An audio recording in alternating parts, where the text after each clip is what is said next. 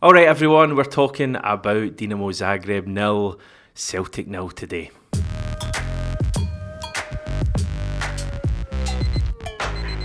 And we've got Enda back on. Brilliant game, Enda. Well worth getting up at 4:30am. Both of us. Feel sorry for us, everyone. You think it's bad enough you having to watch that terrible, awful match.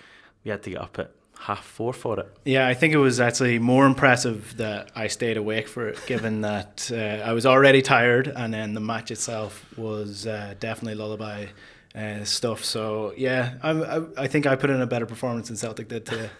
You better have really insightful, interesting stuff to say today. You always do. Well, so much happened. How could you? Yeah, I was going to say if you don't, I might fall asleep because I genuinely am quite tired, but. How are things generally? It's been a while since we've had you on. How's things? Yeah, good. Just keeping busy. All these early starts trying to watch Celtic dominate the Scottish League. So, yeah, like it is tough. I have endless appreciation for the fans around the country in Australia that have gotten up for years to do this, because I've definitely struggled with it. But it's much better when Celtic are playing better, and today was not one of those days. So. Yeah, it wasn't. But listen, there's certainly, I think, positives to be taken away from the match. The fact that we didn't lose, we got a result, and we're still in a pretty good place. Generally, what did you think? It was just like nothing really happened. There was there was that chance they had late on, the header that Schmeichel does well with. We had like a Kuhn shot at the start of the second half that was well blocked by the defender. We had one that was squared across the Enda, had a tap in. But the defender did really well to clear it. Other than that, there was nothing really. Luke McCowan had a shot that was deflected on the edge of the box. In this game, it was just slow. It was sloppy. There was no penetration from the midfield at all. There was lack of movement up front. Everything was just done that little bit slower than they normally would. Whereas, like, you're playing against opposition that you can beat. They're playing a low block, so you have to play quicker. And instead, Celtic just kind of, I think they bought into what Zagreb were trying to do. Like, they were slowing the game down, they were diving all over the place. And there was points where you could see, like, Greg Taylor had taken up his little slot in the middle, loads of space, and the ball went backwards. And then it went to Trusty, and then it went to Cameron Carter-Vickers, and then it was just, by the time they got the ball forward, Zagreb had everyone back. So, yeah, overall, just really disappointing. Yeah, I agree. I mean, like, in terms of the passing forward thing is one of the things I had written down here. I just felt in general with the ball that players maybe weren't taking the responsibility that they normally do and have been so good at doing this season of moving the ball forward quickly. There was an example during the first half, like Cameron Carter-Vickers was getting so much space to run, and there was one time when he kind of thought, right, I'm going to go forward here and drive forward, and he passed the ball to the left. I can't remember if it was McGregor or Hatate or Bernardo he passed it to, but suddenly the game opened up, and I was just looking at that going, right, do more of that. But in the second half, I actually thought first half, like, we were in control of the game. They did very little, couple of counter-attacks, but I was kind of all right with the first half. I felt we clearly weren't creating as many chances as we'd like, but I thought we were dominating the game. And I thought we'd win the game at half-time. I just felt as the second half went on, kind of errors came into our play, and like Greg Taylor was giving the ball away carelessly. Hatate was giving the ball away, a bit like at Pataudry last week. Maida was giving the ball away a bit, and even like when Enda came on, Engels came on, they were passing the ball away. So the pitch was probably a factor. I think it's something that while not making excuses, Brendan Rodgers brought it up, Kasper Schmeichel brought it up after the game. The pitch did look pretty poor. Yeah, I just don't know how much that can impact. Like, obviously it does if there's no zip on the ball, but you mentioned Cameron Carter-Vickers. Like, I've noticed within this Champions League campaign, especially in, say, the Brugge performance as well, the ones that we've been most disappointed by, he's been really passive when he has the ball. Like, a lot of the time, maybe it's actually what the opposition are doing and allowing him to carry the ball out, but he's had opportunities to carry the ball out of defence, and he just doesn't take them, and that really slows the play down. When he sees the space, he wants to go into it, but then he just doesn't trust himself, and he kind of backs off, and then by the time he passes the ball, the passage to play has kind of let itself go. And then the same with like Hatate or even Bernardo. At times they got the ball, and usually what you see with them is it's either already on the half turn or they turn on a sixpence, pass the ball forward. Whereas today it was like, get the ball, okay, let me just look up, let me just look around, now I'll turn. And then they turned, and then instead of passing it, they were like, okay, what options do I have? And it was like 3 or 4 seconds each and every time, and sure, you're not going to get anywhere with that. So I thought it was really passive from Celtic, and that's probably the worst thing you can throw at a Celtic side in a game that they can go in and win. But at the same time, you do have to say, like, credits where it's due. Celtic have only lost 1 out of the 5 Champions League games so far. 6? 6. Yeah. 1 out of 6. They have 9 points. We're ahead of schedule. Most people expected us to get 10 in total. Still have young boys to play, which Celtic are, young boys haven't won a game. They've actually lost all of their games so far. So Celtic could potentially have 12 points by the end of the next Champions League group game, and then they have a crack at Aston Villa. So, there's still potential Celtic could get beyond the playoff situation here. So, yes, it's not great. Yes, we're disappointed. I think we're more disappointed in the fact that we've gotten ourselves into a position with great results against the likes of Atalanta and Leipzig, only to sort of squander the chances against the teams that we were expecting to beat. So, you have to take the good with the bad, and today just happened to be one of the bad ones. There may be an element of the team, like, as you say, being ahead of schedule as well, and clearly our expectations have gone up massively. I think at the start of the campaign, if you looked at Dinamo Zagreb away and you said you're going to draw that, people would be kind of content with that.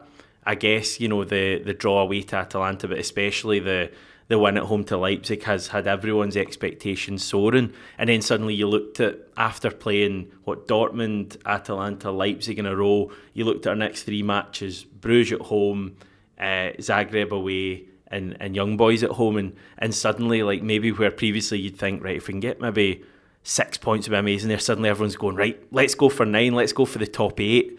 And the reality is this is still a Celtic team that's learning at this level, and up until last season we couldn't even win a game at this level. So I agree. I don't think, I'm not going to tell anyone the performance was good tonight. I thought, as I've said, like, we lacked quality, and that's what Brendan Rodgers has said after the game as well. Like, even when we got into really good positions, namely the fullbacks, namely Johnson in the first half had a really good chance to put it across, terrible ball in, and that one from Ralston in the second half that had my group chat saying about 4 different people within a space of 10 seconds, Ralston, expletive. And he's normally very good at that. Like, that's usually Ralston's bread and butter. Like, he's a really good crosser. But we did like, at times we got into good areas. Like, from memory, I remember that being a really good move that got Ralston. But it was just like something was just slightly off tonight, and even when we got kind of a couple of opportunities, it just didn't quite fall for us. I mean, that move we had later on with James Forrest cutting inside, finding Engels, crossing it for Ida, would have been a sensational goal if that had gone in. And it's only great defending that stops that being a goal. So we did do good things. We didn't play to the level we want, but like, away from home in Europe, as I say, the pitch, strange atmosphere with that big empty stand, stadium not full apart from that. You're playing the champions of Croatia. Like, I'm prepared to look at that and say it could have been better, but maybe it's a sign of where we've come from as well, because maybe in previous years we might have lost that late on. Yeah, I think it's expectation over where we're probably at, and like you say, we've got our expectations higher now because of the games in Leipzig and Atalanta. But at the start of this campaign, I predicted a draw here. Yeah, I think it's just the nature of the draw. Yeah. It's just the nature. See, if it's like 1-1 and like we score late on, you're probably kind of all right. It's just because it was a dire game as well. Everyone, you just feel a little bit kind of shortchanged. Yeah, especially when you get up at 4:30 in the morning to watch. That's probably an element of that in what we're saying. But to be fair, I think people getting up for the game, or not getting up, but people watching the game in the evening would feel similarly. I think. I mean, clearly Celtic can play better. Was there individual players you wanted to pick out, good or bad? I thought generally, like, everyone was quite poor. if you were to pick one or two people out, I thought Ralston wasn't great when he came on, but at the same time, I can't criticise him too much because he hasn't played that much this season, so it's hard to... He only plays against Croatian teams, doesn't he? I thought Cameron Carter-Vickers was poor in his on-ball play, like defensively, absolutely solid as normal, but generally I thought his overall play was quite poor. Hatate was very sloppy at times, and also just like a little bit odd. It was one of those, it's one of those really frustrating Rio Hatate games where he's just done nothing for the majority of the game. The substitutes that came on, I saw loads of people getting on Arne Engels and questioning now whether I saw somebody question whether we've been robbed 11 million for him. Like I think any overall criticism or write-off of Arne Engels this quickly into his Celtic campaign is very, very early shouts, and probably going to end up in the same category as my Nicholas Kuhn prediction last season. So yeah, I think Arne Engels was not great when he came on, but if you actually look at what he did, 2 of Celtic's best chances in the game came from him when he was on the pitch. So yes, not overall great, but also not as bad as is being made out online, I don't think. Yeah, I thought the defence was pretty solid. Cameron Carter-Vickers got man of the match. I mean, as much as I'm saying I wanted him to progress the ball, I thought defensively he was really good. Austin Trusty, I thought, had another good game. I just think he's improving every game, and really excited to continue to see that partnership develop, even if Liam Scales is maybe going to be watching a wee bit more football. But Liam Scales is clearly still going to play matches, so I thought that was fine. Paulo Bernardo, I thought, had a really good game. Just continually impressed by Bernardo. For me, looking at the cup final, has to be in the starting lineup for me. I just think the way he's playing at the moment, he looks like so strong, just doesn't give the ball away, which in comparison to a few of the other players that we've mentioned at the moment who do give the ball away a fair bit, I think is really important. I thought Callum McGregor was all right. So, there was Nicholas Kuhn looked likely at stages. So I thought there was definite positives tonight. I think certainly keeping another clean sheet is something we should highlight. I think I also read it was like the first time since like 1989 since Celtic have gone 4 games unbeaten in the Champions League, which is, I mean, that's obviously the format's different, so it makes a difference, but that's also a positive. What's not so much a positive is the 7-year streak that we've gone on without winning an away game, but that is something that Celtic need to fix desperately. On the topic of the clean sheets, one thing that I think will lead to more goals, and people need, like the defenders really need to stop doing this, is they keep short-changing Kasper Schmeichel with the passes back. Maybe now that was down to the pitch, but it happened at the weekend as well, where they left the pass short, and it only did Kasper Schmeichel pull off 2 good saves there. Would have led to a goal, almost led to a goal last night against Zagreb. I think it was Cameron Carter-Vickers left a pass short and he had to come out and clear it out. And then it happened obviously against Brugge for the mistake. It didn't leave it short, but it just didn't look what he was doing. So Celtic need to be careful of that. Kasper Schmeichel is good with his feet. He's better than Joe Hart was with his feet, but he's not that good. Yeah. So we just need to watch out for that one. He made a big save later on in the game, Kasper Schmeichel. I noticed, I don't know if you've seen this, but he did an interview with standing next to his father after the game with CBS, which if anyone's ever watched that show or seen the clips online, they don't tend to go too deep into the football conversation. It's all just more about cheap laughs and who's your favourite panel member and all that stuff. So there was nothing major from the interview, but Schmeichel did mention the pitch and Zagreb going man for man, which he said is something they'd expected, but he said that a combination of that and the pitch made it difficult for us to kind of play our intricate stuff in behind. Alistair Johnson went off at half time. People were a bit concerned about that, especially with the cup final coming up in a matter of days. The chat is that he took a sore one on his hip, although Brendan Rodgers says it's nothing muscular. He was taken off as a bit of a precaution. but should be good for Sunday. Johnson actually speaking himself, saying, "It's a match that's circled on the calendar. It's a match I want to be a part of. It's a chance to lift a trophy, a big match. So yes, Sunday's not far away, but at the same time, there's just enough of a break where I feel like, listen, we'll see how it goes and hopefully I'll be ready for it. It was just an awkward one. We'll do some tests on it and hopefully it's nothing too serious. We'll see how the flight goes, take it day by day, hour by hour. We could do him being back for Sunday." I think if he'd cracked down the middle of his skull, he'd play against Rangers, so I'm not too worried. But he makes such a difference. He has such a relationship now with Kuhn that if he were to be injured, it's almost like losing an attacker, because the way the Celtic play at the minute, they're basically just playing a 2-4-4, and Alistair Johnson and Greg Taylor are playing in the midfield and up front at this point. So he would be a massive loss for the derby. Anything else on the match itself, or can we just consign this to history and never think about it? I was saying to you when we were coming up earlier, like, is this like genuinely, not even just talking about Celtic, but the match as a whole, as a neutral, if you're watching that, you would have turned it off for after about 10 minutes. It was just a terrible match. It was one of those matches that if it was on the background, you'd turn it off. Even if you weren't watching, you'd turn away from it. I was actually thinking about this during the game, and like obviously it's a little bit of bias based on like how the proximity of the game, but it might genuinely be top 5 worst Celtic games that I've watched, definitely in the last like 5 years.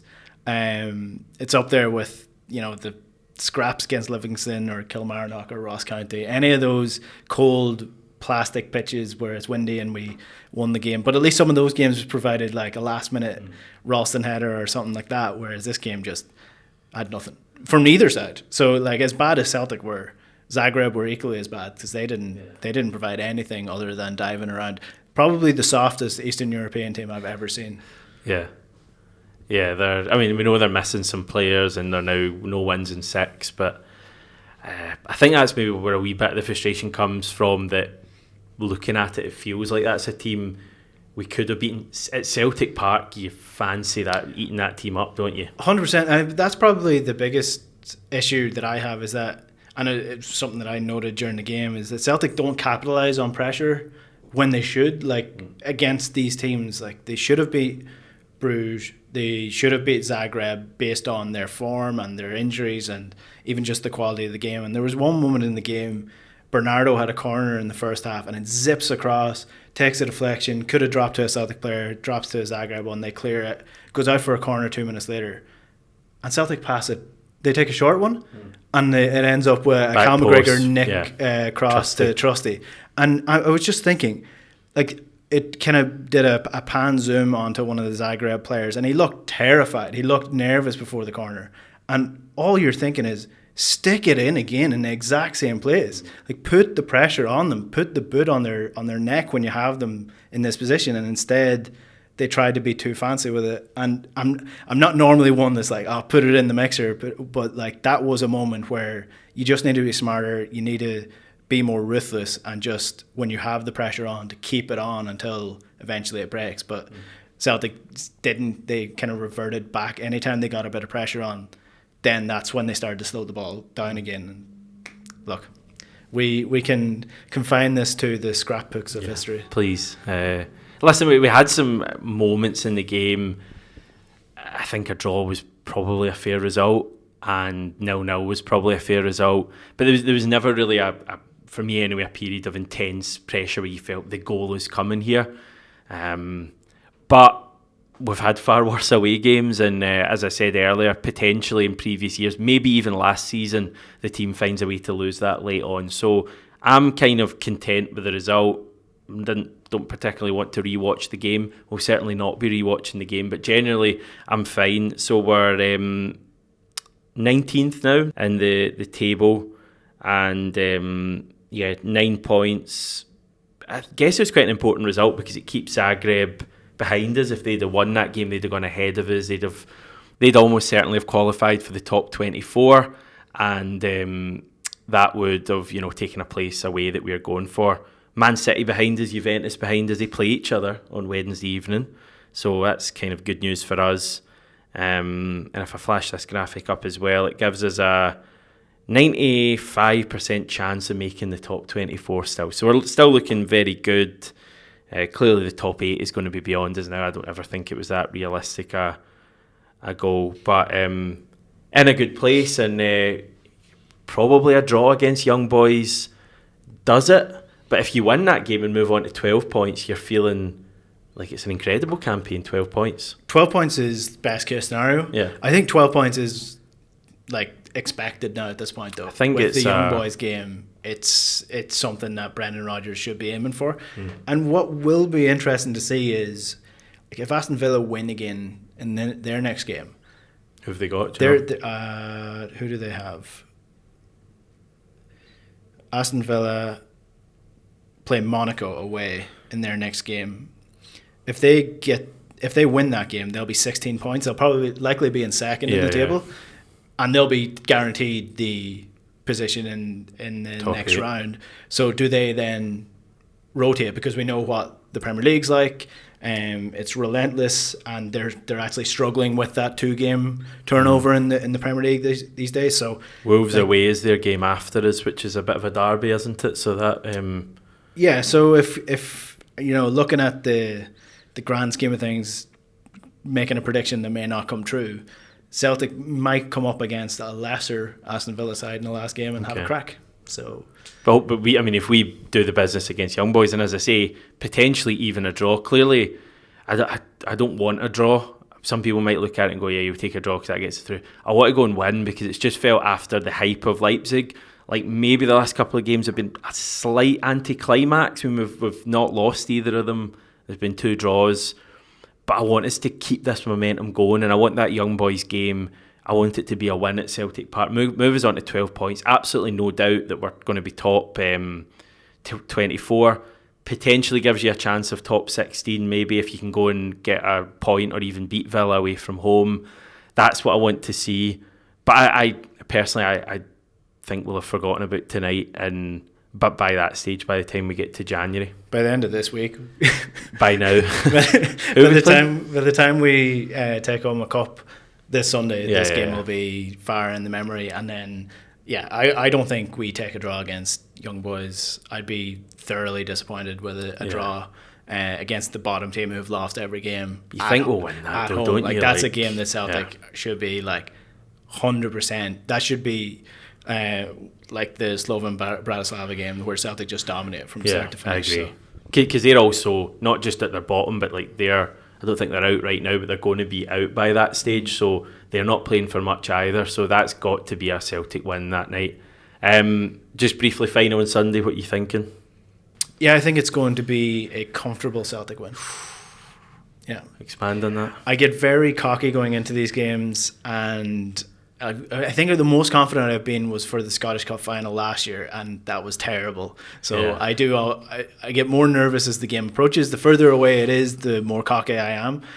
But I think, given how Celtic are playing in the league this year and how bad Rangers are, like I think they're Pedro levels bad. I think Celtic should be looking at that as a comfortable enough win. But a cup final, you always have to say at Hampden Park, the pitch can be sticky and the grass can be overgrown. So it's never one that you want to say, yeah, we're going to go hammer them. But I think potentially it'll be like a 2-0, 3-0 thing. Okay. I don't mind the confidence. I don't mind it. Listen, we're now building ahead to the cup final, I guess. And a wee bit of a wait for it. We're at Wednesday morning, so we've got all the way till Sunday, but I guess that's good for the players having time to recharge, and we'll certainly build up to that game between now and kick-off. Thank you again, mate. We'll catch up with you soon. Thanks everyone for watching. Let me know what you made of the game. If you really feel you have to. If you don't, I won't take it personally. Maybe let me know what you think about Celtic's overall position and how you're feeling ahead of the Young Boys game, which is a couple of months away pretty much. And I'll catch up with you this time tomorrow.